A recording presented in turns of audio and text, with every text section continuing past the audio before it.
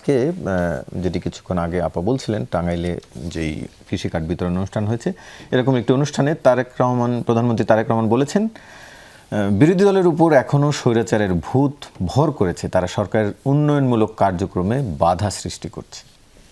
আপনারা সরকারি দলকে বেশি অভিযোগ দিচ্ছিলেন স্বৈরাচারের, খোদ প্রধানমন্ত্রী আপনাদের উপরে অভিযোগ দিলেন। প্রধানমন্ত্রীর যে অভিযোগের জায়গায় দুইটা সমস্যা হচ্ছে, উনি মানুষের পালসটা বুঝতে পারছেন না।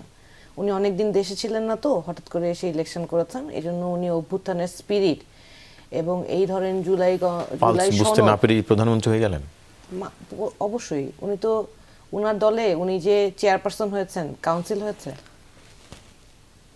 এই যে একটা পরিবারতন্ত্রের একটা স্ট্রাকচার না, তিনি এর আগে ভারপ্রাপ্ত ছিলেন, ফলে এখন কাউন্সিল হবে হয়তো ওনার চেয়ারপারসন যখন মারা যাওয়ার পরে হয়েছে, চেয়ারপারসন যখন মারা গেলেন না, আমি ওনাকে ওনার যোগ্যতা নিয়ে প্রশ্ন করছি না। উনি শহীদ রাষ্ট্রপতি জিয়াউর রহমানের সন্তান, আপসীন নেত্রী বেগম খালেদা জিয়ার সন্তান। আমি অবশ্যই তার জায়গায় তাকে সম্মান করি।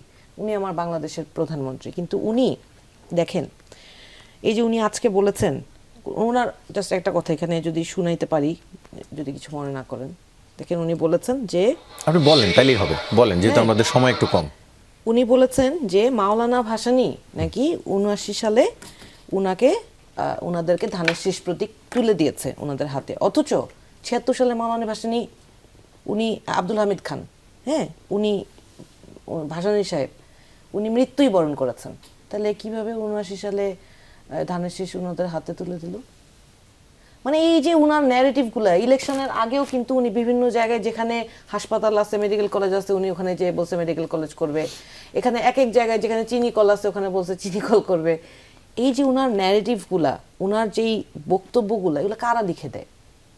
নিশ্চয়ই কোনো গুপ্তকে উনি জায়গা দেয়, ওদেরকে উনি জায়গা দেয়, তারা ওনার স্ক্রিপ্টিংগুলো করে এবং ওনাকে এই ধরনের কথা বলায়, এবং তারাই ওনাকে দিয়ে বলাচ্ছে যে বিরোধী দলের যারা আছে তারা ওনাদেরকে ডিস্টার্ব করছে। না, আমরা জনগণের পালস বুঝি, জনগণের সাথে নিয়ে আমরা গণ অভ্যুত্থানে অংশগ্রহণ করেছি, এবং এই জনগণের যে আশা আকাঙ্ক্ষা, যে এক দফা ছিল যে ফ্যাসিজমকে নির্মূল করবে, সেই ফ্যাসিজমকে নির্মূল করার জন্য যা রাষ্ট্রযন্ত্রে যে সাংবিধানিক প্রতিষ্ঠানগুলোর স্বতন্ত্রতা জরুরি, এই যে রাষ্ট্রযন্ত্রের ক্ষমতা হাতে নিয়ে যেইভাবে মানুষকে গুম করা হয়েছে, সেই গুম কমিশনের মধ্যে সেই গুম প্রতিরোধের অধ্যাদেশ, মানবাধিকার অধ্যাদেশ সবগুলো বাতিল করা হয়েছে।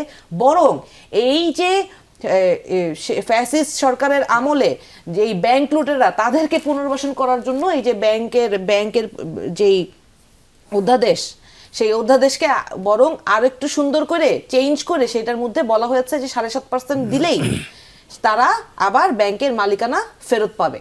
কেন ভাই? এটা আপনি কাদেরকে পুনর্বাসন করার জন্য আপনি এই আইনটা করলেন? তখন কোনো সমস্যা হয় না। বিএনপির একেবারে আদি আমলের নেতা মঞ্জু সাহেবের বাসা হাসনাত আব্দুল্লাহ গেলে সমস্যা হয়, কারণ উনি 18 সালে আওয়ামী লীগের থেকে। এই যে ইলেকশনের আগে যখন উনাকে সাথে নিয়ে বিএনপির নেতা ওইখানে নির্বাচনের প্রচারণা করলো, তখন সমস্যা হয় না। আমরা সংস্কারের পক্ষে, যতদিন না পর্যন্ত তারা সংস্কারের কমিটমেন্ট বাস্তবায়ন করবে, ততদিন পর্যন্ত জনগণের রাজনীতি, জনগণের প্রতি কমিটমেন্ট আমাদেরকে বাস্তবায়ন করার জন্য সরকারকে চাপ প্রয়োগ করতেই হবে।